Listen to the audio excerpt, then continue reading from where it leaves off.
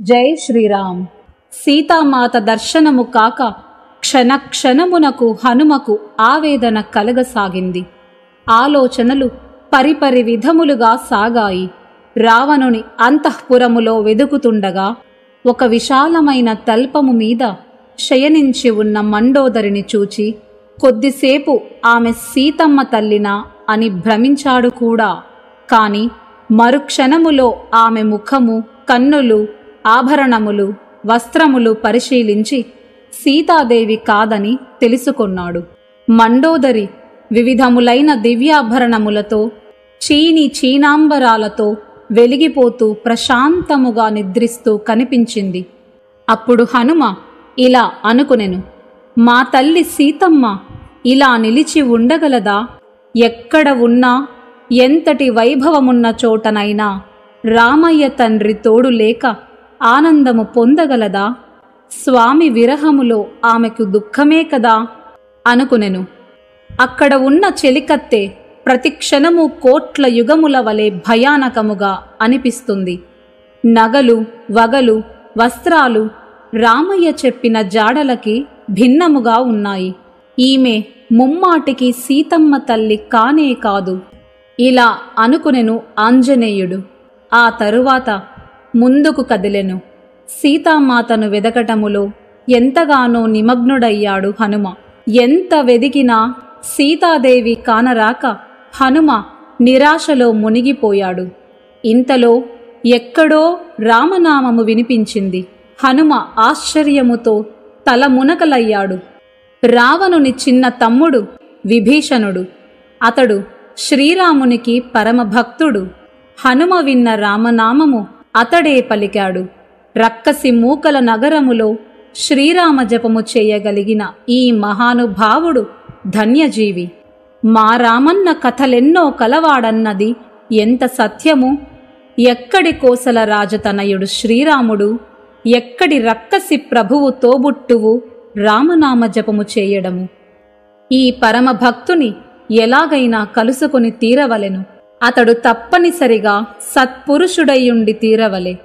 ఇతనికి ఏ విధమైన హాని కూడా జరుగరాదు. ఈ విధముగా ఆలోచించి విభీషణుని ముందు నిలిచాడు రామదూత ఆంజనేయుడు.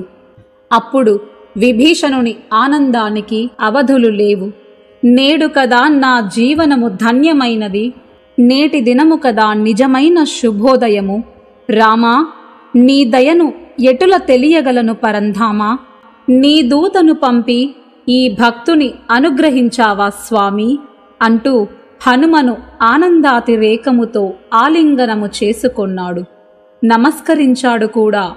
మహాభాగా, పావని, మన తల్లి సీతమ్మ అశోకవాటికలో రామచంద్ర ప్రభువునకై శోకిస్తూ క్షణమొక యుగముగా గడుపుచున్నది. వెళ్ళి మాతని కలువు ఆంజనేయ అని పలికెను.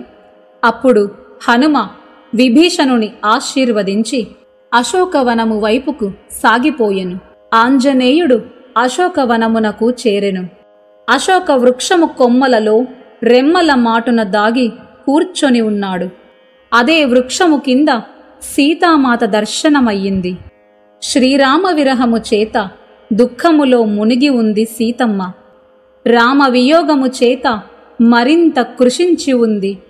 చంద్రబింబములా ప్రశాంతముగా ఉండే వదనములో నీలి నీడలు చోటు చేసుకున్నాయి. కన్నీటి ధారలతో ముఖము ఎంతగానో కందిపోయింది. అందమైన కేశపాశము జడలు కట్టి సంస్కార విహీనమైపోయింది. సుదీర్ఘముగా నిట్టూర్చుతూ రామనామమే జపిస్తూ శూన్యంలోనికి చూస్తూ ఉంది అమ్మ. చుట్టూ అస్త్రశస్త్రాలు పట్టి కాపలా కాస్తున్న రాక్షస స్త్రీలు ఎంత మాత్రమూ ఆమెను చలింపచేయలేకపోతున్నారు. హనుమ మనసు వికలమైంది. సహించలేకపోయాడు.